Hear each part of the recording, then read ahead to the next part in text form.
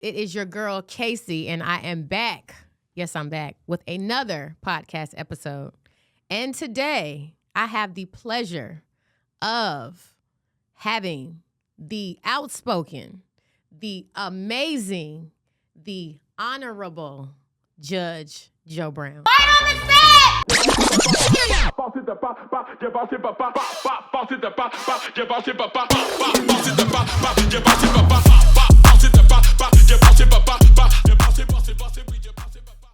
Judge Joe, how you been? I'm doing all right. Where is this dude you were just talking about? Well, Is that me? that's Okay. you, sir. Whoa. All right. That's you. I'll buy into that one.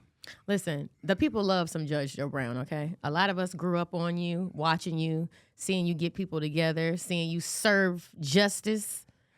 Well, that's except for the people that run this city. They kind of hate me. Oh, God, we're going to get into I that. exposed them a lot. Oh, did you?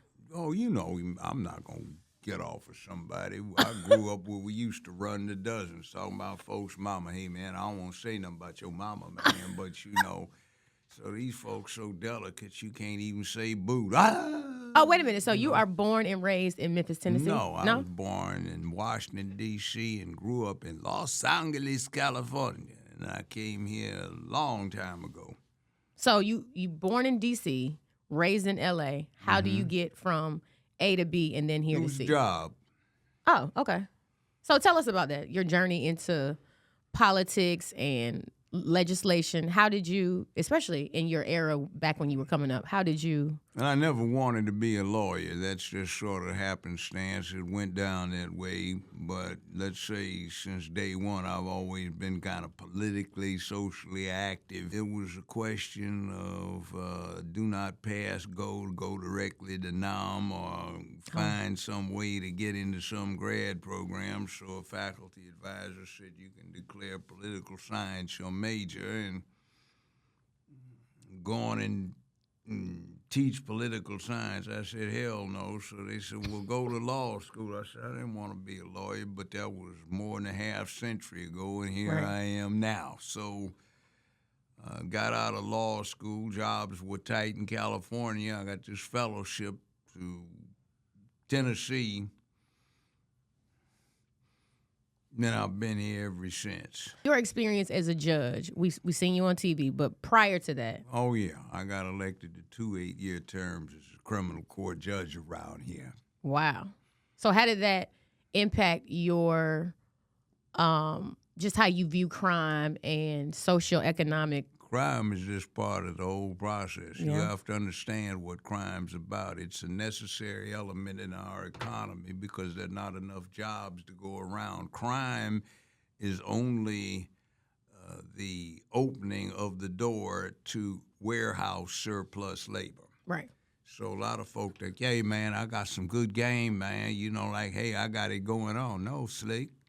They want you to commit crime. Right. That's good for business because there are not enough jobs to go around. So you're like labor units. Right. And what do you do when you have a labor unit? You treat it just like it's a commodity, an agricultural one. Wheat, corn, cotton, beef, pork, poultry. And when you have a surplus, 3 things you do. Store the surplus, subsidize the would-be producer, and cut back production. Storage facility is the jail cell, not the grain silo. The subsidy is that welfare check, and the cutting back of the production is getting stuck on stupid. Yo, man, you know, like I got my game going on, man. Well, yeah, but can you support yourself? No, my ladies take care of me, so you tear your neighborhood up, you drug out, bang out, drop out, you don't have any vocational skills, Right. Your mama and you had a love-hate relationship, your mama hates you because you remind of your baby daddy. and and you don't like your mama because you know she's screwing you up, and everybody in charge is somebody that looks like your mama. You don't know what manhood is. You mess up your neighborhood. Nobody can go deal with each other because of the chaos, and that keeps your community from being able to engage in collective self-help through politics, and you get stuck on stupid. So you go commit the crime, and that gives them a way to put you in the warehouse and get you out of the way. And by the way, they do not put you in jail to get your free labor. That's BS, because what they want is to keep you from laboring because you're surplus. Right. So what can we do, Judge? Think like a man or a woman. Get your stuff together. Yeah. See, I've watched, since I've been doing what I've done, it's over, well, I'd say it goes back about 60 years since I got out of high school. What I see is a steady downward thing where you've got this push for what has become known as LGBTQIA+, the rainbow cult. And it's a nihilistic philosophy where nobody has any duty, honor, obligation, responsibility, accountability. You are not supposed to be dedicated to making where you live a better, safer, more secure place filled with economic prosperity and sense of purpose, morality, and ethics. You don't make where you live a place of public peace, dignity, and order.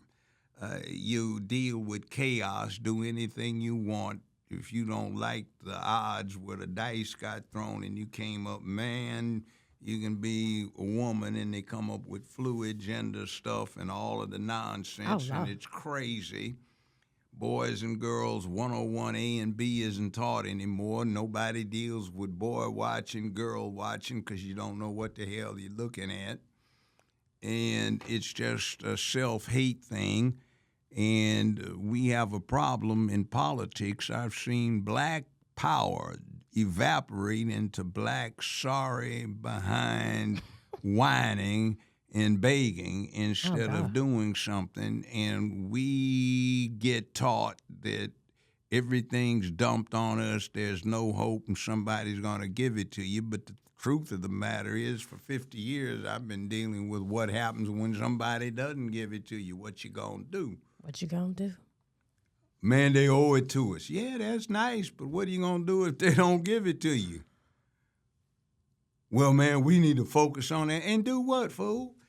You pay attention to it, but get your stuff together so you don't have to go ask anybody. Yeah. Man, my women take care of me. My B's and H's, they take care of me. So you a male prostitute? You a gigolo dude? What's that? That means you live off the ladies. You ain't worth a damn thing because you're not productive. No, man. No, What you do as a man, it's your duty to provide and protect. If you aren't doing that, you ain't worth nothing. That's what's wrong with the neighborhoods out there and why Memphis is so violent. There's no manhood out there. We got a bunch of ladified, that's too good for them. Because nowadays, of sissified punks running around doing drive-bys don't understand what it is being a man, where you're supposed to protect your community at all costs. That's what you die for, not go out and play homicidal parasite on it.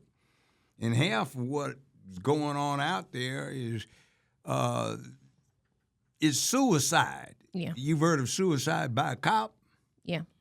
It's suicide by neighbor. Hey, man, what you looking at, man? You looking at me? No, man, I ain't looking at you. You call me a lie, man, I say you looking at me, man. No, I ain't, man. I'm on my business, man. I'm going to my job. I ain't even got no damn job, man. I don't care, man. What you looking at me for? Watch this stomp, man. Check this out, man. Man, what you moving up on me for, man? Because I don't like what you say, man. I ain't said nothing to you, man. Well, you call me a lie, man. Man, back off, fool.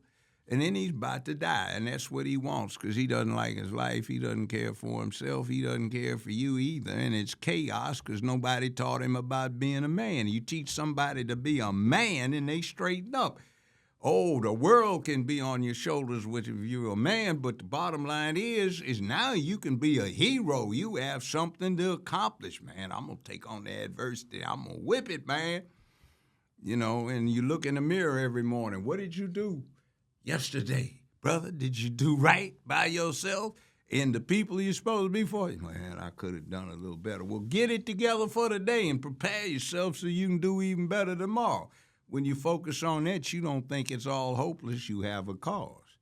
And when you have a cause and a purpose, then you focus and you stop clowning around like you some kind of slave on a plantation. And meanwhile, most of the people that we elect to try and handle the business that we have to get handled because we're supposed to be at a job, the political stuff and running the city and the county and the state and the feds and all of that, that ain't nothing but a bunch of punks anyway.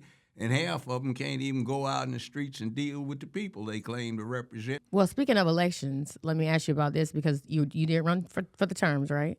Is that why you got into politics, to try to make things better? No, that's just the call. And in other words, politics means you're kind of like an elected village chieftain.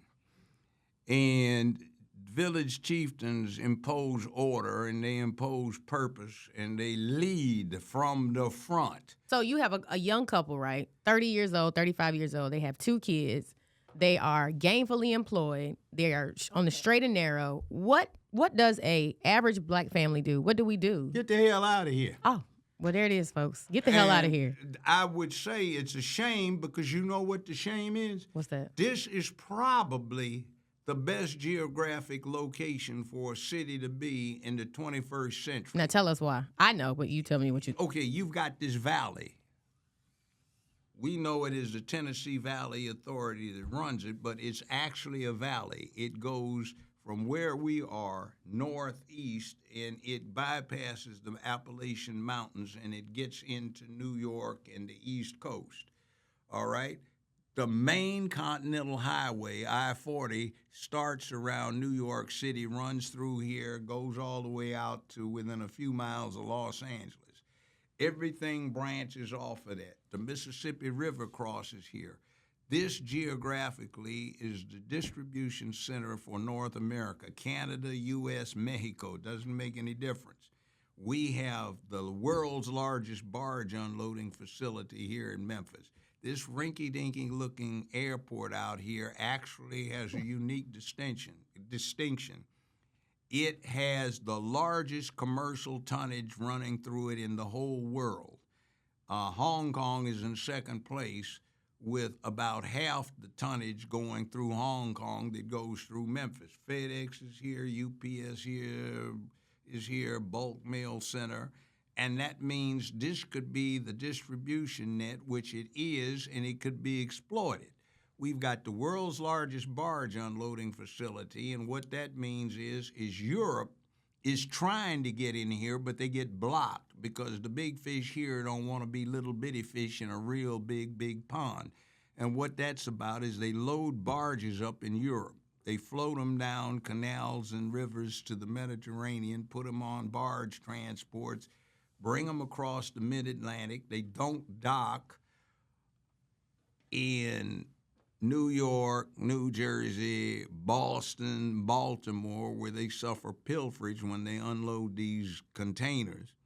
They come directly to Memphis because they stop and they drop the rear hatches on these barge transports in New Orleans, get them a tow, bring them up to Memphis, and that's where they run through customs is when they get unloaded here in Memphis, and they're 4.6 miles from I-40. The main continental thoroughfare, or all of these rail yards, and it gets right into the transportation, and the cheapest way to move heavy goods is by water. Asia wants to use the barge setup to save 9,000 miles on sending the stuff across the Pacific Ocean to the harbor in Los Angeles, Long Beach, then putting it on a train for 2,000 miles to get here to Memphis to get in distribution. They can load up the barges in Asia, send them through the Suez Canal, through the Mediterranean, bring them to New Orleans, float them out, get them up to Memphis, and get them here. This is the center of everything. Elon Musk is trying to put in this supercomputer system manufacturing center that is just about finished. And he could bring in Tesla automobiles here.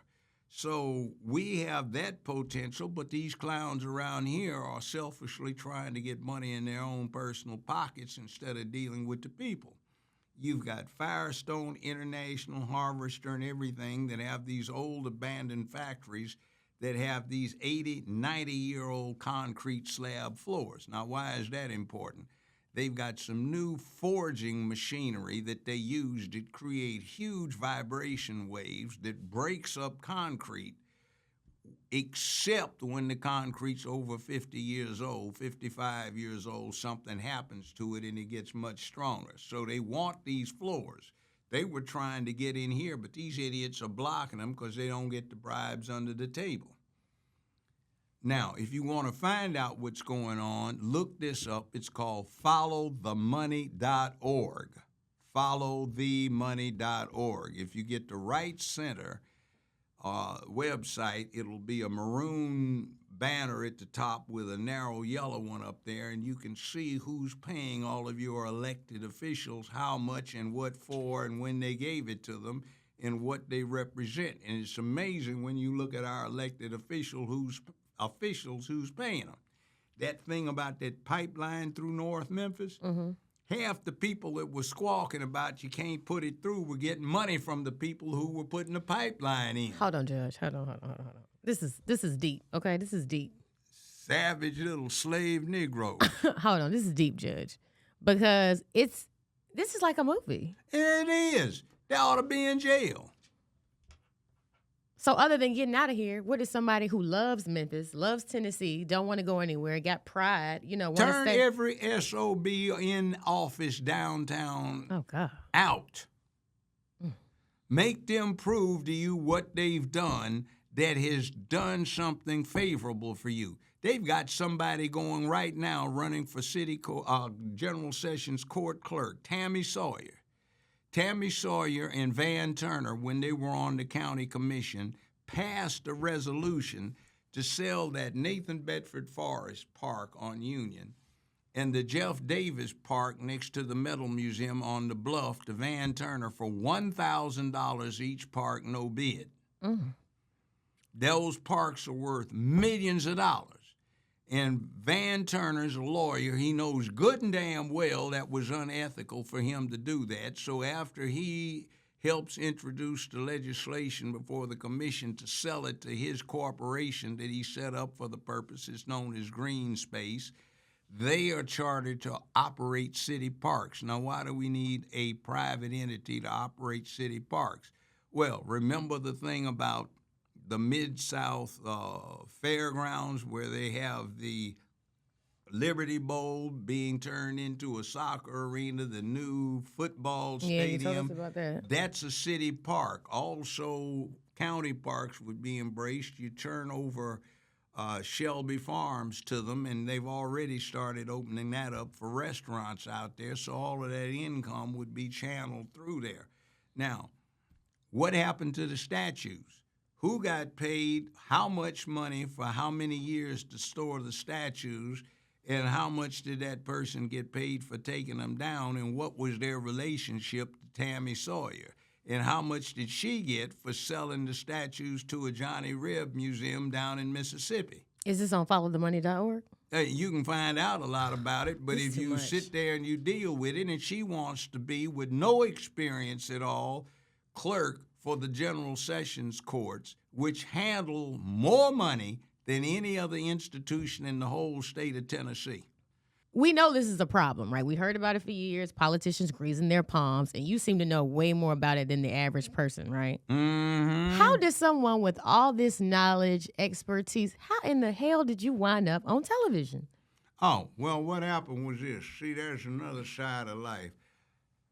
I was with Shelby County, Memphis and Shelby County Legal Services. I had a fellowship with them. That's poverty law. Then I worked with Equal Employment Opportunity Commission. Then I became the first black prosecutor for the city of Memphis.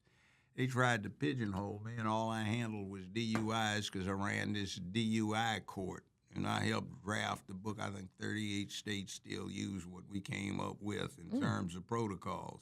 Still use Wow. Do you get any kickback on that? Hell no. Oh, okay. I wouldn't take that. All right. I'd do I'm just something checking. to you if you offered me one. I'm just checking. Now, the other thing is I've got a conscience. Yeah. My family outlook is public service and doing it for your people. That's right.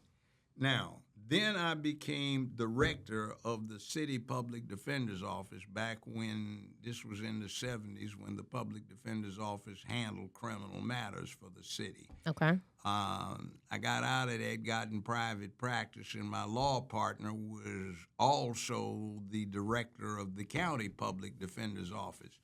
So what I wound up doing was specializing in criminal trial law, and I wound up being the instructor for the Public Defender's Capital Defense Team. I was training up those who did that, so I tried a whole bunch of first-degree murder cases, death penalty demanded, and none of my clients are on death row. And as a matter of fact, I got the youngest person in the world on death row, off death row, but that was a private case down in Arkansas. How old was the person? They were 13 when it was supposed to gone down, and they were going to execute him 2 weeks after his 15th birthday when we got a stay of execution 23 minutes from the governor. At the time, it was Bill Clinton, and from the Arkansas Supreme Court. One of the grounds for appeal that was granted universally was in front of, the trial was in front of an all-white jury, so I got a unanimous verdict by the Arkansas Supreme Court setting the conviction aside on 3 grounds. He's supposed to have killed 3 white people. A 13-year-old. Mm-hmm. Is he still locked up? Somebody killed him, so... In jail? Yeah, for some other stuff. So it is what it is.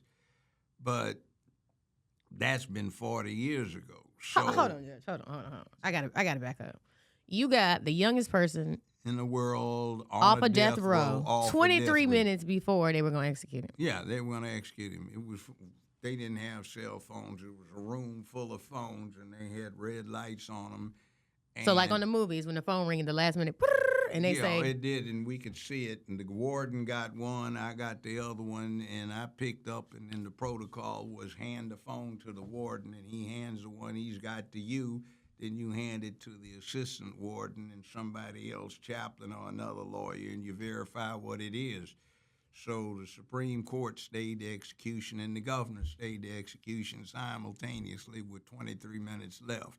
So let me ask you this, because you're a black man. I'm sure you got a black family. What does that do to you, your human side, seeing somebody that young? You know he probably didn't have the phone. Nothing. I've seen a lot of folk die. That's just the way life is. I grew up in South Central Los Angeles. I think by the time I was out of junior high school, I'd seen 13, 14 people killed within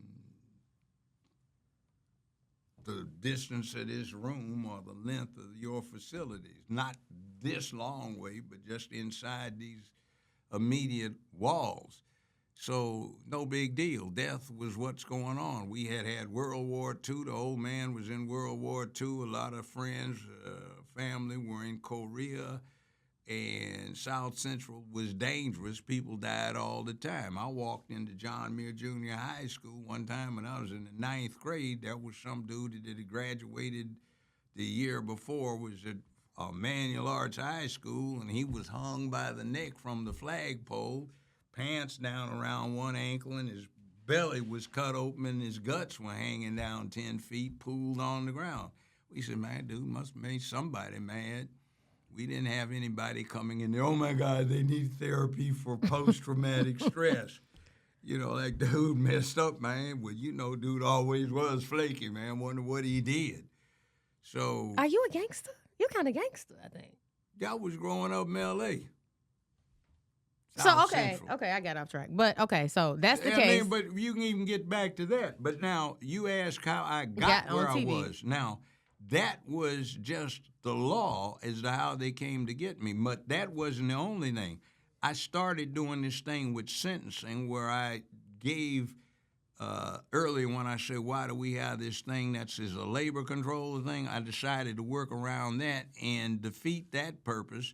And I started getting a lot of success, and the recidivism rate in my court dropped from the 80+% for the state down to 18, and it was dropping when I retired. Now, wait a minute. Explain what recidivism is. Recidivism means repeat. In other words, you come back and you do the same type like repeat of crime offenders. again. Yeah. So your rate went down. To 18% from over 80.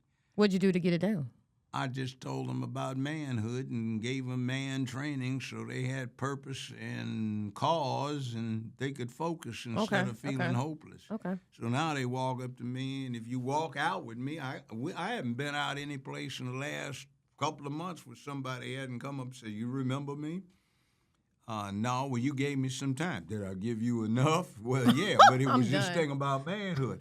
I even walked into a big business, and it was a white proprietor, and he came over and shook my hand. I said, "Why you treat me so good?" He said, "You gave me 12 years for some drug cases 30 years ago, but that thing about manhood, that's how I got all this. Thank you." So did somebody see your approach to turning their life around and said, "Okay, let's put him on television"? Or Well, that was the impetus. They did Okay. a lot of features on that, including 60 Minutes, Nightly News, Ed Bradley, Street Stories, even some places from Australia, Canada, and Japan did stuff on it. But I was also the last judge on the James Earl Ray Martin Luther King matter, and it was being my conclusion that Ray did not shoot King. It was the FBI recruited a two-man hit team from the Marine Corps Sniper School in Quantico, which is right across the tarmac from the FBI Academy. They supplied the weapon, which was an XM-21, the ammunition. I even have hidden in several places the serial number for the murder weapon. And it's interesting, they got 5 of these in late December 1967 on invoice. This is the FBI. They only made 63 of them, and the Defense Department wanted them, and the FBI didn't have a hostage rescue team in those days. So King got murdered the first part of April '68. The Justice Department ordered the FBI to give them back, and they claimed they lost one. So I've got the serial numbers for the ones that they had on invoice and the serial numbers of the 4 that they returned. The missing one is the murder weapon. And when I had the rifle retested, the ballistics that come from the bullet they took out of King's body exactly matched the very peculiar ballistics that would be characteristic of this particular type of rifle. Ray's rifle isn't even close. And as a matter of fact, he was not even in Memphis. And the interesting thing is, the crooked prosecutor's office didn't want the truth to come out. And the homicide squad was adamant that Ray was not the killer. Always had been, for a number of reasons. But you see, there's that cover up there. another agenda. And see, the shot did not come from the flop house. It didn't come from the bushes, which are right under the window for the flop house bathroom. It came from the fire station. And the reason that people think that it came from there is we ran experiments. If you have a gunshot from where it came from, it echoes off of the front of the Lorraine Motel. All right, so all of that stuff's in there, and this guy came in, he's from Australia, his name was Peter Brennan. He says, "Mark, would you like to do this here television show?" I said, "Sure." I thought it was just another appearance. "No, Mark, your own show." So that was And did you shoot it in Memphis or you shot it somewhere else? in Los Angeles. So that's 26 years ago. So How many seasons did you do 15 years. of being on that show? And not only that, what they don't tell you is I was rivaling for the number 1 and number 2 syndicated show in the country. It was me and Judge Judy. Okay. And we both worked for CBS syndication and before that for Paramount. And they did not want it known that a straight black man had the number 1 TV show. So every time I would start beating Judy, they would change her rating schedule so she'd stay ahead. So we were in a select unit. They brought in this guy named Roger King who auditioned and discovered Oprah and then discovered Dr. Phil and was the one that was controlling her money and all of the stuff on who she brought in as a writer in this. He picked it. He discovered Dr. Phil, and CBS brought him in, and he brought in Oprah and Phil, and they gave him me and Judy for this same select 4-show unit. And he's a straight guy. He wasn't Hollywood. He was a former pro football player. His daddy invented syndication, and he inherited it. And he said, Judge, they're ranking you around because you're a straight black man. They hate your guts because you're not on their agenda. So I'm going to fix that. So in the end, I was beating Oprah and Phil every week in the ratings. They weren't even close. And it was me and Judy, and in certain parts of the country, they had me on an hour format in prime time, and I was number one there. So for what it's worth, Wikipedia claimed I was the highest paid man in Hollywood, white or black, with the exception, I think, of Leslie Moonves, who was CEO for CBS. But you don't know that because they weren't about to let it be known. Right. This dude is number one in TV. He's Mr. Big.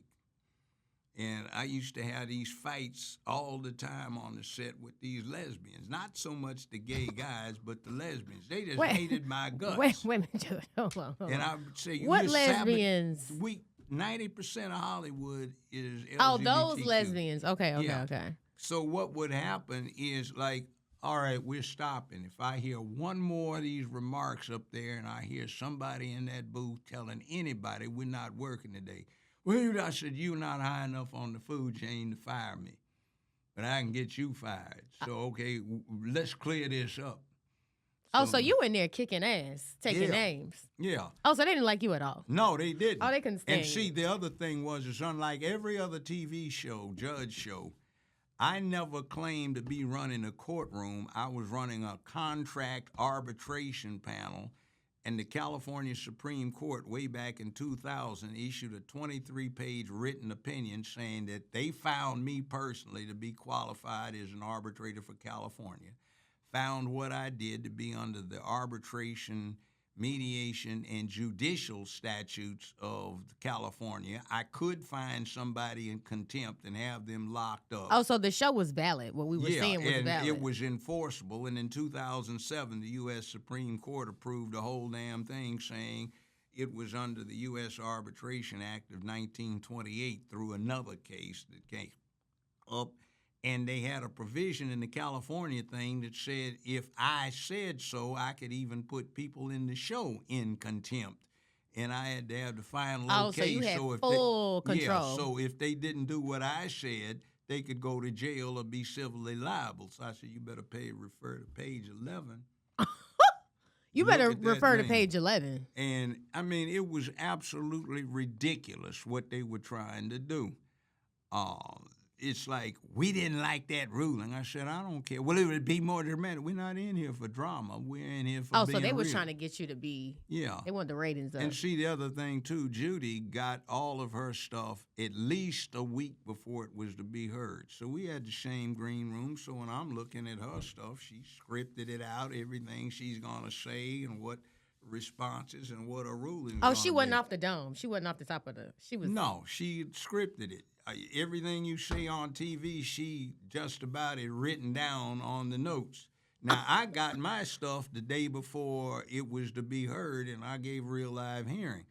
Now, the first producer I had would stay up all night long, and he would say, in my ear, we didn't pick that up. Can you do that again? And then later on, can you hurry up? No, I'm not hurrying up. These people need justice and equity. We're going to get a real live hearing. That's what they're here for. With all the hell you were in there giving, you're a black man. You got the highest ratings, the highest paid. How did you manage to stay on the air for so long? 15 years, because it was high rated. Now, the reason it is not on there is I quit. Well, why'd you quit? They had wanted me to take an IOU for $28 million. I said, CBS doesn't Wait a have... minute. Whoa. What do you mean, IOU for $28 million? No, we don't have the money, so would you take an IOU? Wait a minute. You were getting paid, though, right?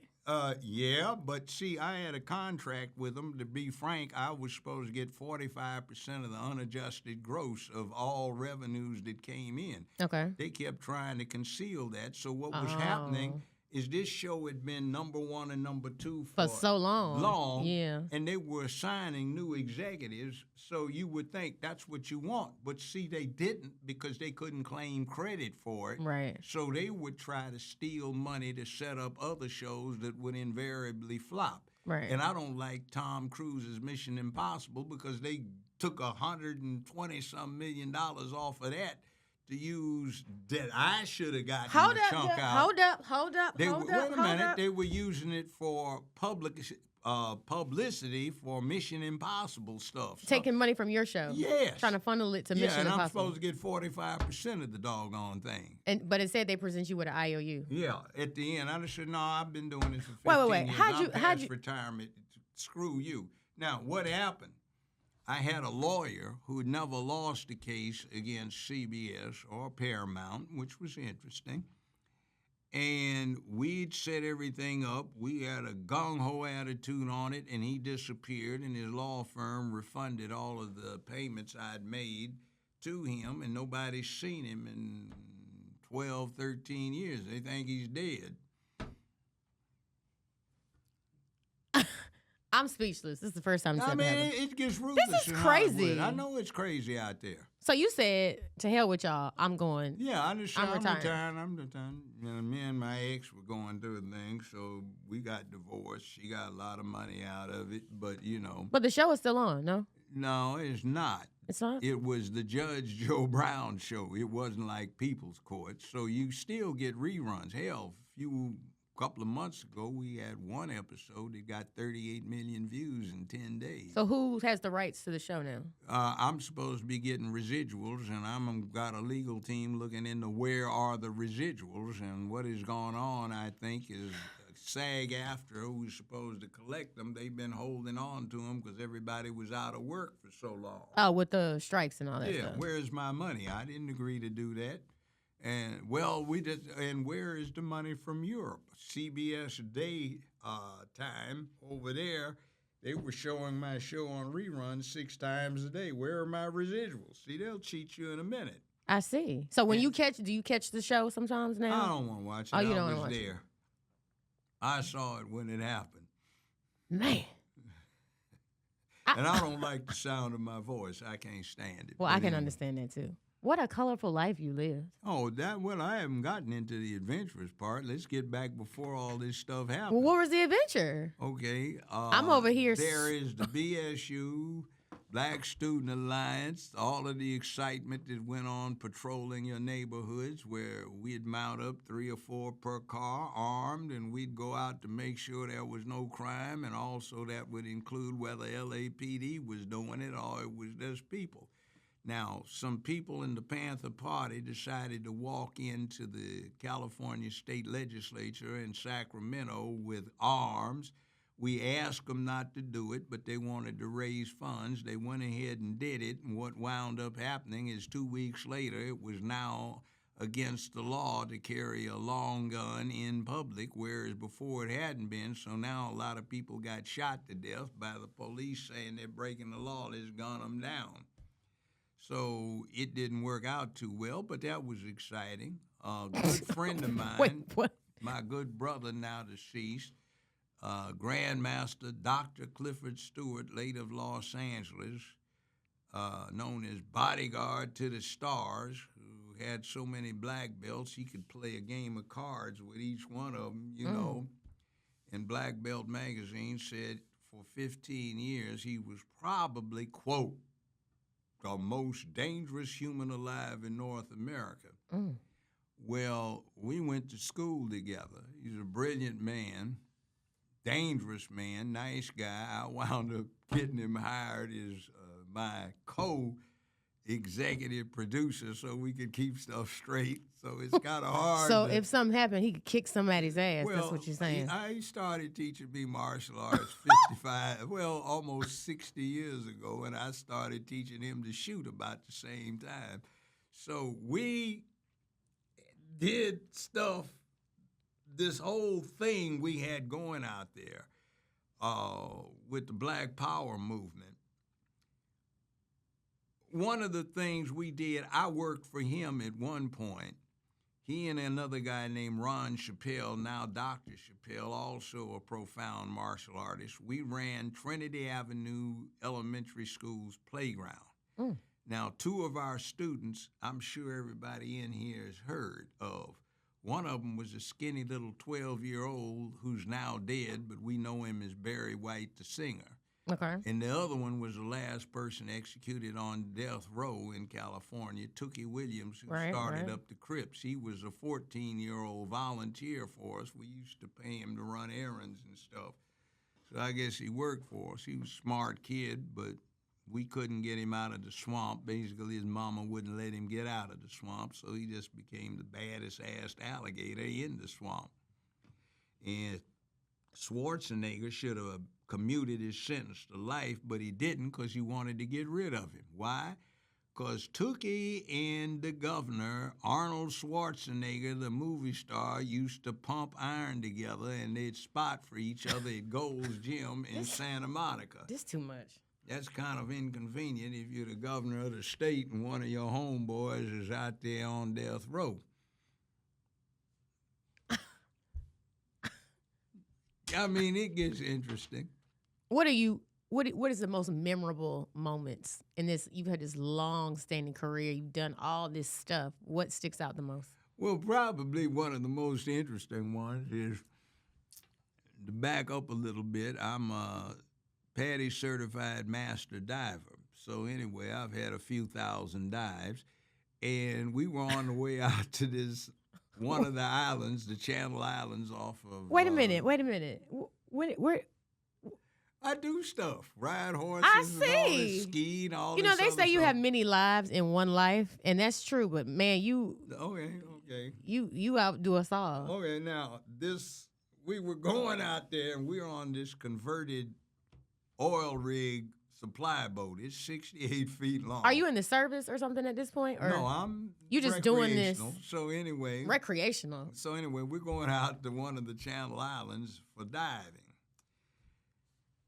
And we're on this converted service boat for the oil rigs. It's 68 feet long. In other words, it's not a small boat. No, it's not. So there is this commotion going on. There's an orca pack, and the bull is killing these 3 dolphins who are trying to hide on the off side of the boat. Orcas. Is this in Alaska? No, this is in California. Okay.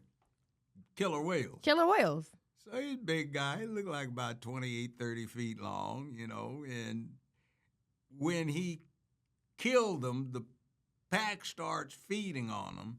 So we get about 5 miles further on, and he catches up with us. And he decides he wants to take a look, so he rears up and comes down over the starboard side of the boat, and we list over that way, and he's looking around at us. So they are very distinctively marked, and you can recognize them. So he goes on, gets back in the water. Now, 3 weeks later, I have volunteered for this fish counting thing, so I'm down about 60 feet off of one of these Channel Islands, and I've got a waterproof, clipboard, and I'm checking off one of these, one of these. You count fish. One of these, one of these, one of these, and I feel this pressure wave. I turn around, and literally right where this corner is this same bull orca that just slaughtered these 3 dolphins, and he's looking at me. I said, oh, man, I'd hate to be whale poop on the bottom of the ocean, but damn. So he's looking at me, and he's intelligent. I mean, it's like I know you. a super intelligent dog looking at you, and he's going, oh, that's what these things look like up close. So I said, you know what? I took my compass out, and I shot a line back to where I thought the boat was. I said, I better head back to the boat. You better head on back. So it was like 200 yards off. So I came up from 40 feet to 15 so I could swim there for a few minutes and get the equivalent of a safety stop. So the bottom dropped off, so now it's about 250, 300 feet down, and it's disappeared into this murk, and it's very murky water out there. So he's swimming around me, swimming alongside me, and then we got about 40 yards from the boat, and he went way down, about 250, 300 feet down, and I could just make him out, and then he started coming straight up. He shot past me. I got shoved aside by the bow wave. He left the water completely and then came back in, boom, when he hit the water. And I get back on the boat. Hey, man, that orca that killed those dolphins, man, he was down there. I said, yeah, man, I was down there with him. We swam back. Oh, man, he was fantastic. Not we swam back. Yeah. So, these are the kind of things that I like to do in life. Is there anything else that you want to do? I did a lot. Well, is there anything, you've done a lot. Is there anything else that you would like to do or experience? Yeah, I like to travel. By the way, is this me skiing. Okay, folks, hold on. This just in. This is Judge Joe Brown. Where I'm at? Where I need to be at?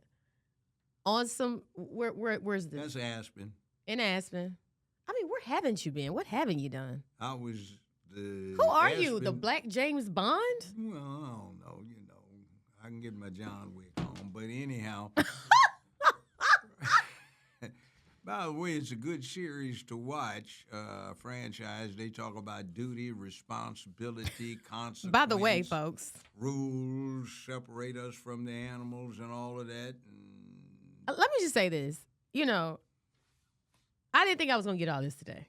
Now, I knew you were experienced, very opinionated. You've done a lot of things, but I did not know. I got more than what I bargained for today. We're going to have to bring you back for a part 2 because this is a series. We got espionage, hidden agendas, orca whales, judicial system, television shows, syndication. You've done it all. You definitely have to write a book. Please do. And it's going to be episodic at that because, you just have so much to tell. We're going to have to do a part 2 with you because, it's so much. I told y'all at the beginning, amazing, outspoken, honorable Judge Joe Brown. Judge, tell the people where they can find you. You can find me on X. That's formerly Twitter. You on Twitter? X. X. Now, Elon Musk is. Is it you or somebody else? No, it's me. Oh, okay. I write it. Judge Joe Brown. You can find me at Judge Joe Brown TV on X. If you want some of the best barbecue sauce you can buy, the best, Judge Joe Brown Barbecue.